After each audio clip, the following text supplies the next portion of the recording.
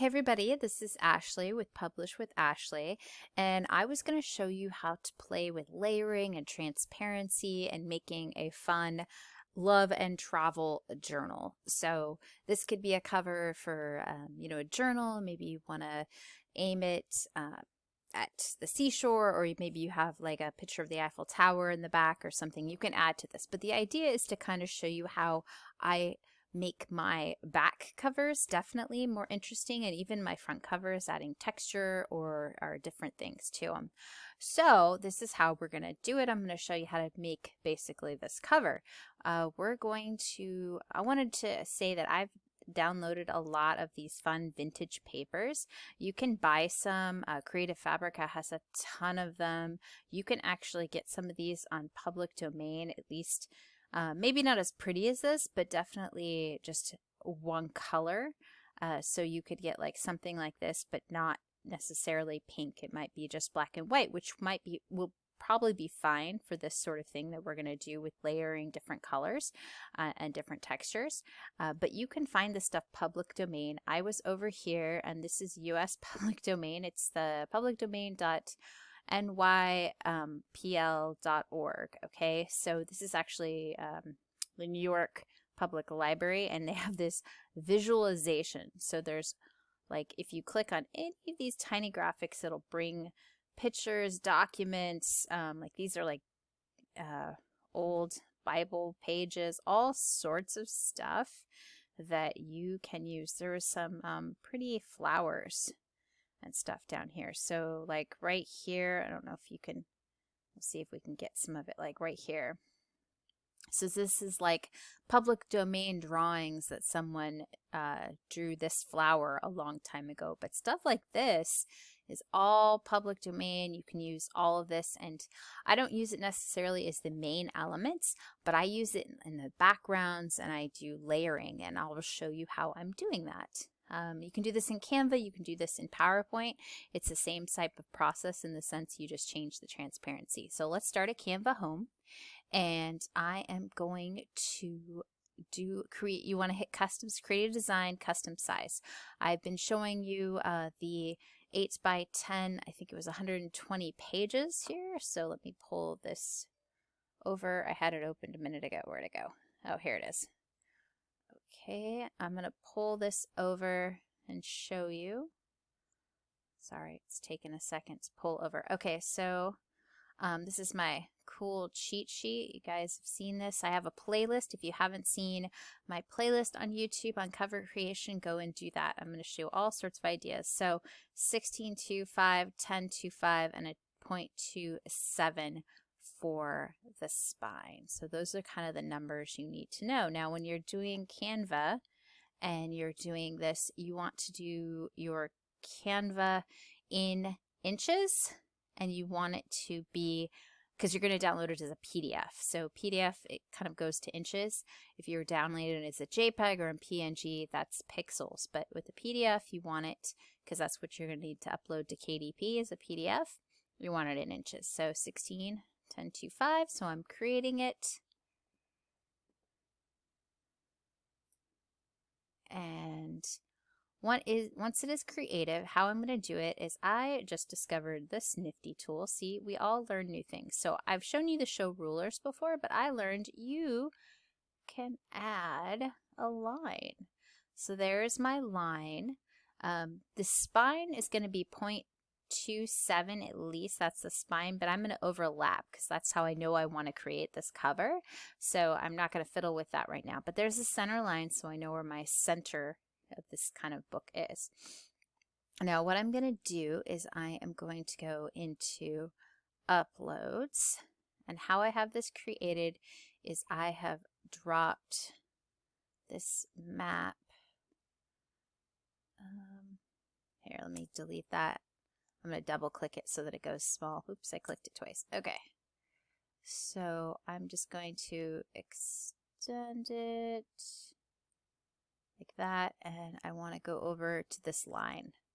Okay, so I have that, and then what I'm going to do is I'm going to, another thing I've uploaded was, oops, I do that all the time, I drop it, undo.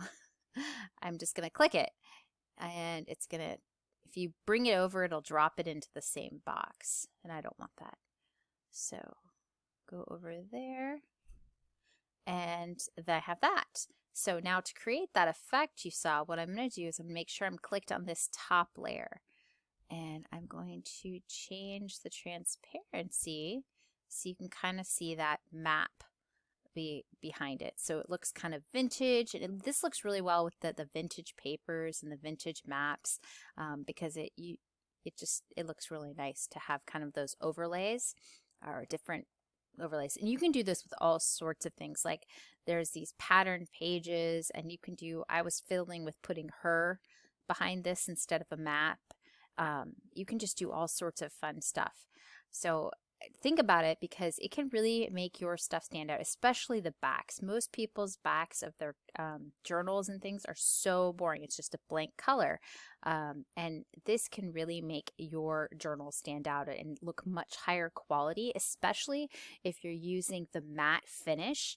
These textured overlays look so nice. I have this kind of gray silver one that I do like this. It's got a leaf patterns kind of in the background that are gray silver, and I do gray, and it looks really, really, really pretty. And it prints so well. It looks really, really nice. Everyone's always like, ooh, the back cover looks pretty.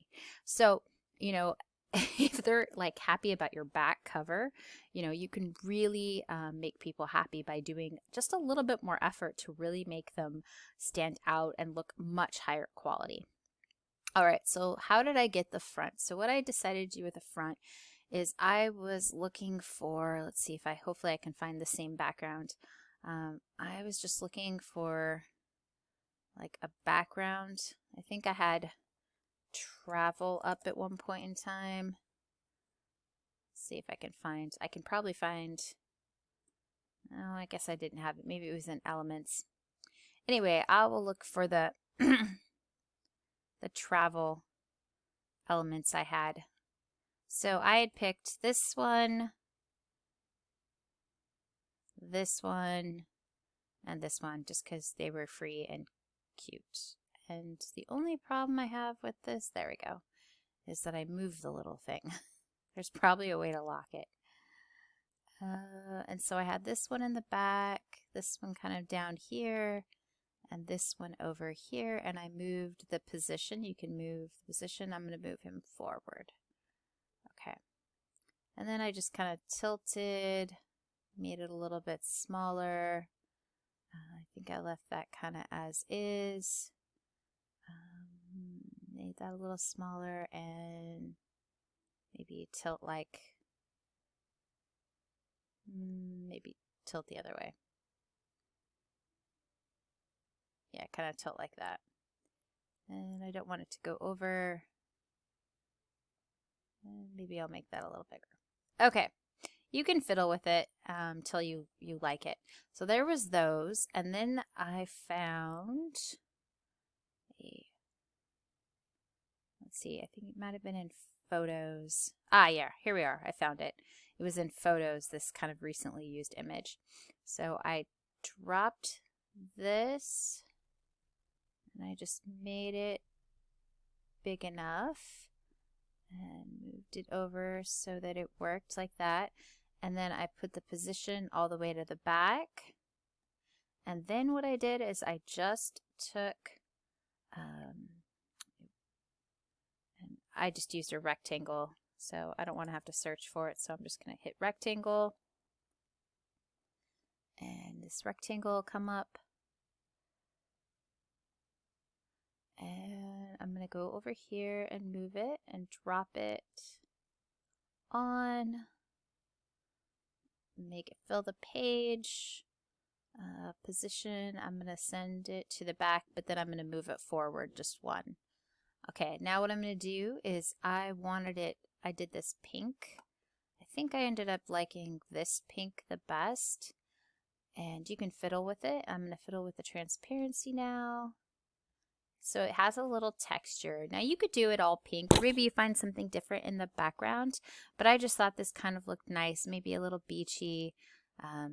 I don't know, I thought it looked nice, but you can play with it, definitely make it your own or however you want to create it. And you can make it, you know, more or less, but I think I kind of liked it like that. You can fiddle with the colors too by just clicking on and changing the colors. Oh yeah, I decided to ended up doing it blue. So I had it at pink first and then I decided to do it blue because it just kind of looked beachier. And then what I also decided to add was another rectangle elements, and that is where I ended up doing the pink. So this is going to be for the spine, so this is like an overlapping spine. Okay, now I've got to recenter these, maybe make them a little bit smaller so they fit.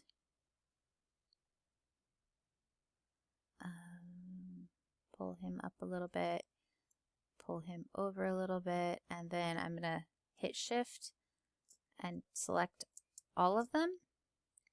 And then I want to center them, and I want this to be a little bit over to the, give me a little space because they're going to crop off this side so that it ends up being centered. Now what I do is I add my text. I ended up using this love and joy.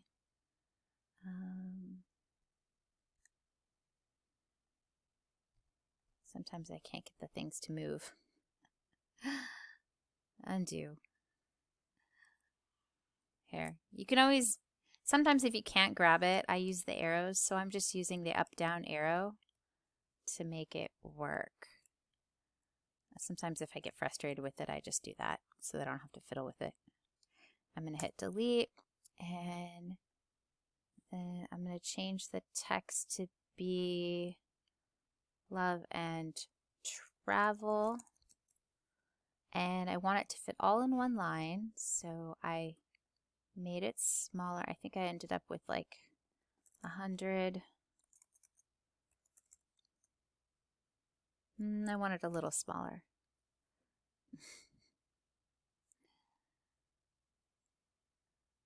There we go. You can always hit undo. 96. Let's try that. There we go. And I want it to be centered, but I want to have, remember I'm going to crop a little off this edge, so I'm centering on this, and the little bit of edge I'm cropping off. I also want to insert the word journal, so it's love and travel journal, or whatever you were calling yours. And this was Sacramento as a, and I want it a little bit bigger so you can see it. Okay, and then move it down just a bit and make sure it's centered. Okay, there we are. So that's what this looks like. And now all you do is you hit download, and you're going to download it as a print, PDF print. And I will show you what this looks like because I have it already. I've already done it and downloaded it. But move it over here so you can see it. There we go. And you can see that it's pretty cool. It's a very different in the sense it's got texture and color. And when you do these like on print on the matte cover, it looks really, really neat with kind of all these textured layers. So I hope this gives you some ideas for things that you can do with your covers, and that you have kind of some different ideas. I know everyone just does the standard cover. I spend a lot of time on my cover to make them interesting and unique and really appeal to my audience. I do a lot of girls, kids, women, so cute, pretty works for me.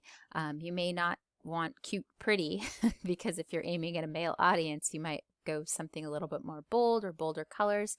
But these overlays and vintage papers and things like that work really, really well. I found some vintage lace in the public domain, and that's kind of fun. You can use vintage lace and overlay that on your, like give it texture, things like that. So you can do all sorts of things. I actually one time used a picture of a gated, like an old iron rod fence. So it was like metal that had been worked in the 1800s. So it was very beautiful. It was very ornate. And I did it as a really like very transparent, so you could just see that pattern pop up with the color. And so it really looked pretty neat. It gave it a really interesting feel. And I think that was on a Halloween book I did, because it was kind of a spooky wrought iron look. So it kind of really added a lot of interest and texture to my book.